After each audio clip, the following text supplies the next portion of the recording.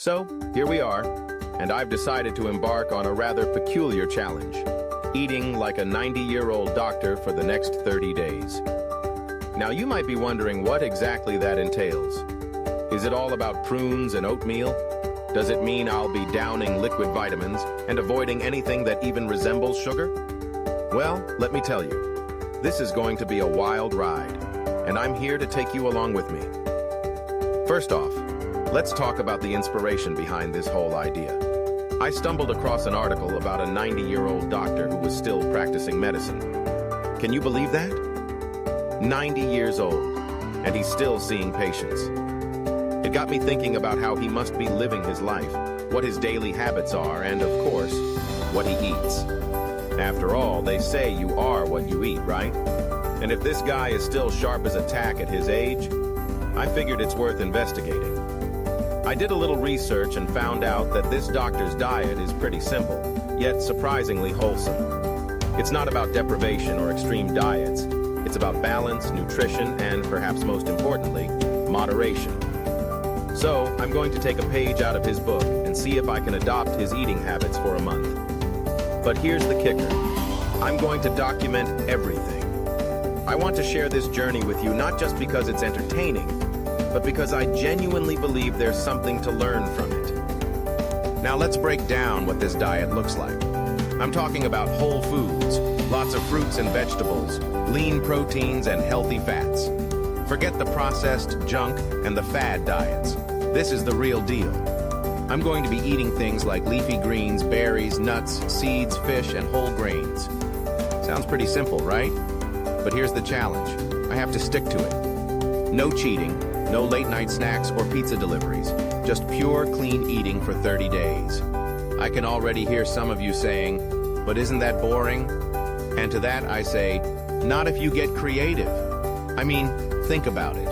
There are so many ways to prepare healthy food. You can roast vegetables, make smoothies, whip up a stir-fry, or even bake a piece of fish with herbs and lemon.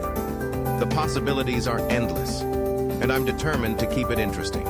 I want to experiment with flavors and textures, and who knows, I might even discover some new favorite dishes along the way. Let's talk about breakfast first. The good old morning meal. You know, they say breakfast is the most important meal of the day, and I'm starting to believe it. The doctor I'm emulating usually starts his day with a bowl of oatmeal topped with fresh fruit and nuts. So I'm going to do just that. I've been experimenting with different toppings, bananas, blueberries, walnuts, and even a sprinkle of cinnamon for that extra kick. It's filling, nutritious, and keeps me energized throughout the morning. Plus, I can already feel the difference. I'm not crashing mid-morning like I used to when I'd grab a sugary cereal or a pastry. Moving on to lunch, I'm sticking with salads. Now I know what you're thinking. Salads can be boring. But hear me out. A salad doesn't have to be just lettuce and dressing. I'm loading mine up with all sorts of goodies. Grilled chicken, chickpeas, avocado, cherry tomatoes, and a variety of colorful veggies. I'm even experimenting with different dressings made from olive oil, lemon juice, and herbs. It's all about making it satisfying and enjoyable. And let me tell you, I've never felt so good after a meal. It's like my body is thanking me for feeding it real food. Now let's not forget about snacks. I've traded in my chips and cookies for nuts, seeds, and fresh fruit. I've become obsessed with apples and almond butter. Seriously, if you haven't tried it, you're missing out. It's the perfect combination of crunch and creaminess, and it keeps me full until dinner. I've also been snacking on Greek yogurt with a drizzle of honey and a handful of berries. It's like dessert, but way healthier. Dinner is where I'm really having fun. I've been experimenting with different recipes and cooking methods. I've tried baking fish with a crust of herbs and lemon, grilling chicken with a marinade of garlic and ginger, and roasting a medley of vegetables until they're caramelized and delicious. I've even dabbled in plant-based meals, making lentil soups and veggie stir-fries. The key is to keep it colorful and flavorful. I've learned that eating healthy doesn't mean sacrificing taste. In fact, it's quite the opposite. Now, let's talk about hydration. The good doctor believes in drinking plenty of water, and I'm on board with that. I've been keeping a water bottle with me at all times, and I've noticed that staying hydrated makes a huge difference in how I feel. I'm also incorporating herbal teas into my routine. Chamomile in the evening helps me unwind, while green tea in the morning gives me a gentle boost without the jitters of coffee. It's all about finding what works for me and sticking to it. As I'm diving into this new lifestyle, I've also been reflecting on the mental aspect of eating. This challenge isn't just about the food, it's about how I approach my meals. I've been practicing mindfulness while I eat, taking the time to savor each bite and appreciate the flavors and textures. It's amazing how much more I enjoy my food when I'm present in the moment. I'm no longer mindlessly munching while scrolling through my phone.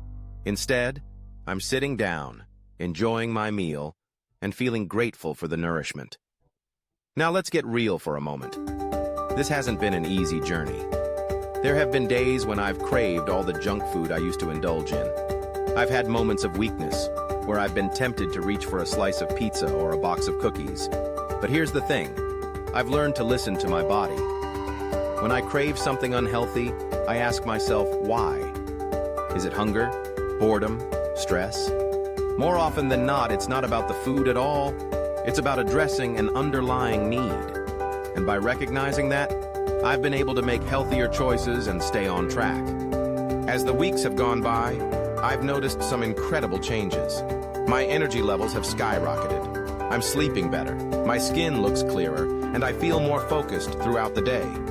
It's like my body is finally getting the nutrients it needs to function optimally. I've even lost a couple of pounds. Not that I was counting, but it's a nice bonus.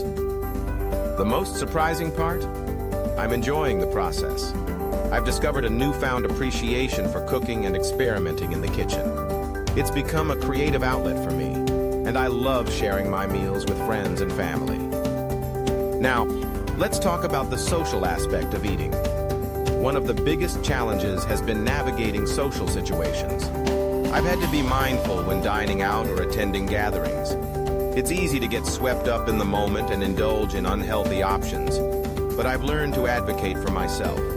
I've been asking for modifications, opting for salads or grilled options instead of fried foods, and it's been empowering.